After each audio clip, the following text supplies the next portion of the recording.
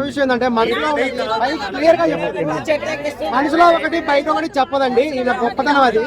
మనసులో ఉన్నది నిజాయితీగా క్లియర్ గా చెప్తుంది. అది ఈమె గొప్పతనం. ఉండాలి. చాలా గొప్ప వ్యక్తిత్వం. మనసులో ఒకటి పెట్టుకొని పైగా ఒకటి చెప్తారు కొంతమంది. అలాగా క్లియర్ గా చెప్తుంది. ఆ సిన్సియారిటీ అనేది ఈ రోజులో అవసరం. అంటే మీరు మనసులో బయట అనేక మంది అనేక రకాలు మాట్లాడతారు. సందర్భాన్ని బట్టి, ప్లేసుని బట్టి చాలా చోట్ల మాట్లాడుతుంటారు.